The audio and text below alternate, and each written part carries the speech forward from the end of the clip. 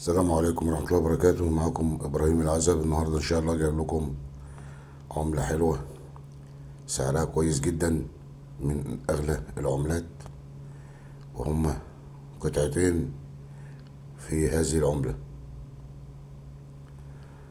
إن شاء الله هنبدأ بالعملة اللي هي بص، أنا قبل كده وكذا مرة أوجه وأقول خلي بالكم يا جماعة، أي عملة ليها تمن. أي عملة ليها تمن، كانت حديثة أو قديمة. فمفيش حاجة اسمها ملهاش تمن أو سعرها،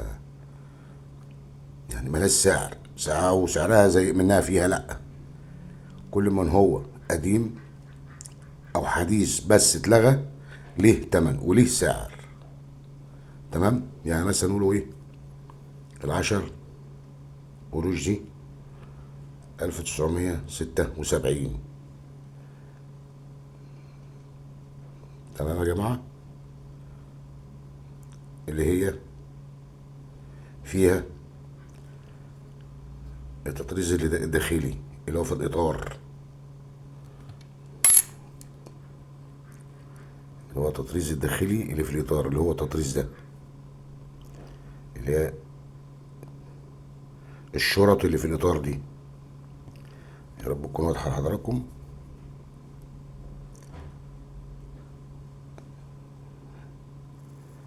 الشرط اللي هي في الإطار من الداخل، اللي هي دي يا جماعة. الشرط دي يا جماعة اهي باينة اهي. تمام؟ وفيها علامة السفينة والشمس والقلعة. 1957 التاريخ بتاعها 1957. من 1976، واخدة تاريخين، تاريخ الساق وتاريخ السنة.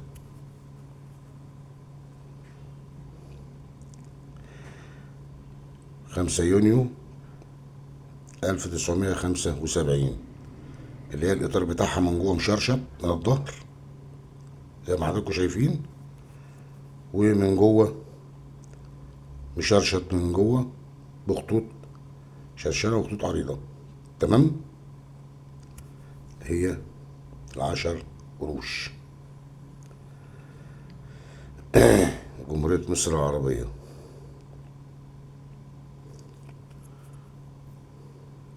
دي يا جماعة عاملة 300 جنيه، لأن تعتبر مستحدثة. دي كده عاملة 300 جنيه. حافظوا عليها لو معاكم، كل ما بتقدم كل ما سعرها بيعلى. تمام؟ هنيجي للعملة ديت اللي هي 10 مليمات 1973. النسر، صقر قريش.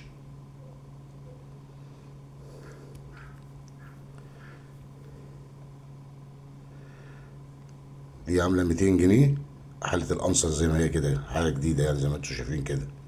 دي كده عاملة 200 جنيه. تمام يا جماعة؟ وكل ما تقدم معاك كل ما سعرها هيعلى أكتر من كده.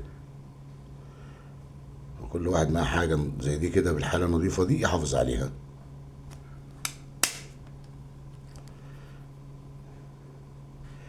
1992، 10 قروش.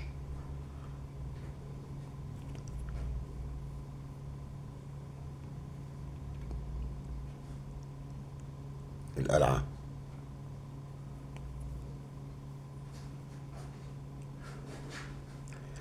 دي سعرها من 100 ل 150 جنيه.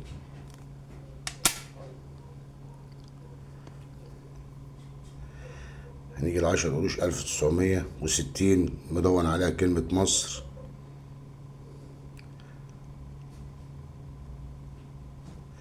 الجمهورية العربية المتحدة.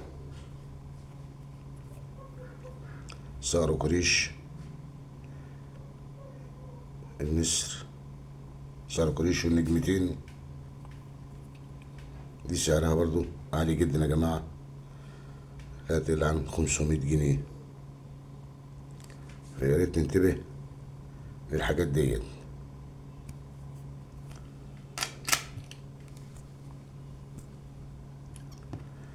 هنيجي لدي بقى،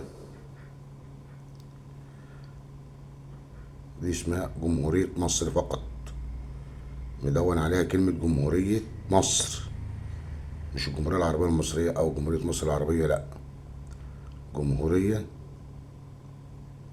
مصر فقط. أبو الهول.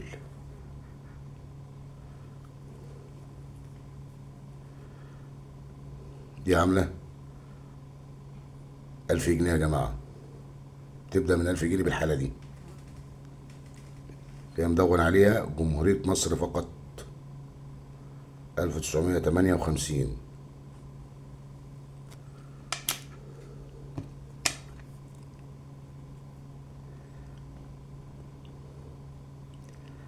عشر مليمات الملكية المصرية،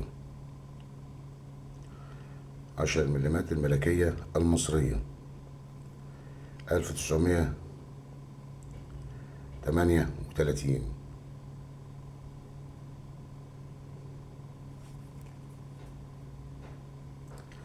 ملك مصر فاروق الأول.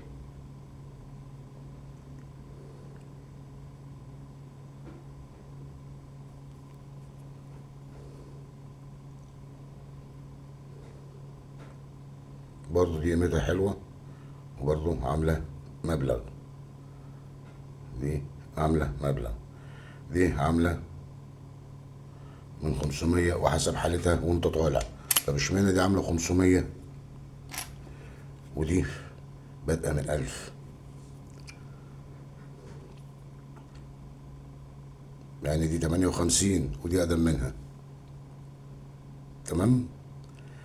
عشان دي نزل منها صك خفيف جدا، ما كان نزلش منها كتير، عشان كده تلاقي قليلة أوي في السوق، اللي هي جمهورية مصر فقط، هي دي نزل منها صك خفيف جدا، طبعة واحدة يعني بمعنى صح. وهنا نكونوا وصلنا لنهاية الفيديو، وزي ما اتفقنا مفيش حاجة ملهاش سعر، أي حاجة ليها سعر. حافظوا على الحاجة اللي معاكم، وإن كان النهاردة سعرها ضعيف، بكرة سعرها هيبقى كويس جدا وهتعمل مبالغ حلوة. وبهنا نكون وصلنا لنهاية الفيديو، أرجو الدعم، اللايك والاشتراك بالقناة، والسلام عليكم ورحمة الله وبركاته.